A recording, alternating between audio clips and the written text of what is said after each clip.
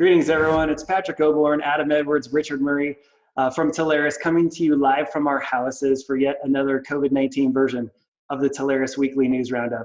A lot of exciting things happening this week at Telarus.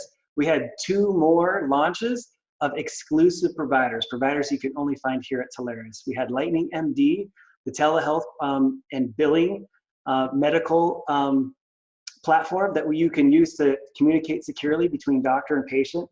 Fantastic launch. We also had Everbridge, and Everbridge is a critical incident management software provider that provides the IT infrastructure behind communicating between different departments and everything else in a critical incident, including pandemics, ironically enough. They joined Fortify, the wireless LTE provider we launched just a few weeks ago, and a laundry list of other exclusive providers. Again, here at Telarus, we're all about providing you the best tools, the best engineers, the best subject matter experts, but we're also about providing you exclusive providers. So if that's not enough of a reason to talk to Telarus, I don't know what is. We would love to talk to you. Again, lots of exclusive things that you can only find here, and we had a really good week on that front. Richard, what do you got next? Wanted to update everybody on a FCC filing that is out there. Some of you have heard about it. We want to make sure everybody has. Regarding rural healthcare, specifically USAC funding. This doesn't really take effect until July 1st, but there is the possibility that it affects accounts that were sold in the past. So we want to make sure that you're aware that it's out there. We're watching it closely. We're talking to providers about their view on it and how they anticipate the implementation around these rules. But we'll continue to watch it and update you.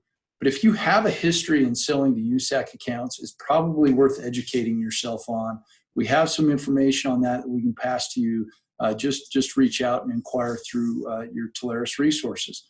Also want to update everybody around Ziply. Many of you know around Ziply acquired certain regions of the Frontier offering, and wanted to let you know that we have received affirmation from Ziply that they are going to stand behind the payment on things that were previously sold through Frontier. So as we expected, your commissions are safe and affirmed through that.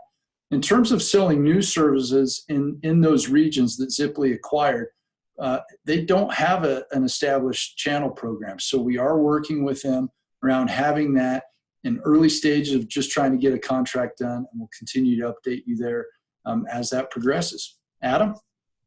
All right, thanks, Richard. Little update in terms of what's going on out in the industry. We're collecting a lot of information. I'm finding that partners and providers are asking the question, what is going on around me? The problem is, by ourselves, we only see our little world, and we're wondering what's going on. Is everybody, leaving me and I'm falling behind, or am I sprinting ahead and I'm ahead of the pack?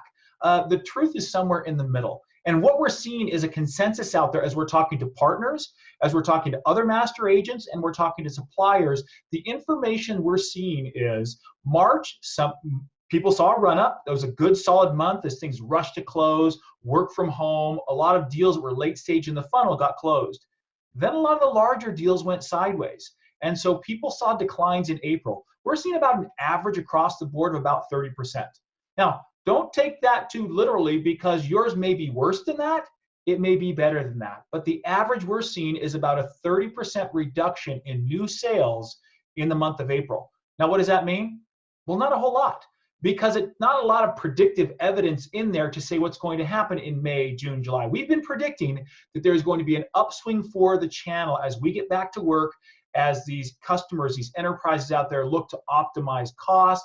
They look to work on infrastructure, things they ignored before, things that weren't ready when we had to go home and work from home, they're going to be looking at. So we do think there's a surge of business coming. The problem is we really don't know when. We're guessing it's coming in June, July, but again, we're just guessing. So we expected softness in April. We saw that.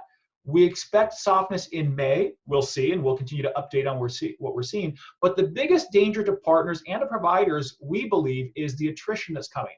And our information, again, we're doing the best we can to predict. We don't have hard numbers. We're working with providers for them to share some of their accounts receivable information, to share with us what their projections are. And what we believe right now is average attrition for the industry. Again, we're talking averages. About 1% of a book per month attrition's out. That's about 12% a year. We believe in our moderate planning, our moderate scenario. Remember, we talked a couple weeks ago about scenario planning, doing a good scenario, a moderate scenario, and a worst case scenario. Our moderate scenario, we believe, is there will be an extra 16% attrition over the next 12 months. Not going to come all at once. There will be a wave that comes in July and August, but attrition is just going to increase as some of these businesses don't go out of business immediately, but they do go out of business over the next several months as business struggles to get back going again.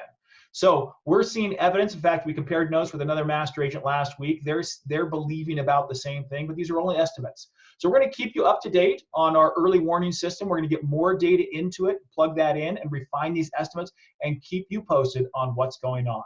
But the reality is, long-term, still a phenomenal outlook for partners. If you're in the channel, you're in the right place. All we got to do is manage through the short term, and we're going to have great success in the long term. So take care, stick with it, keep at it, keep your head up. If you're one of those that were more than 30% decline in sales in April, 1 month does not make a trend. You're all right. Just keep at it, stay on your feet, and we've got bright days ahead. That's it for us this week, guys. Everyone take care. We'll see you next week.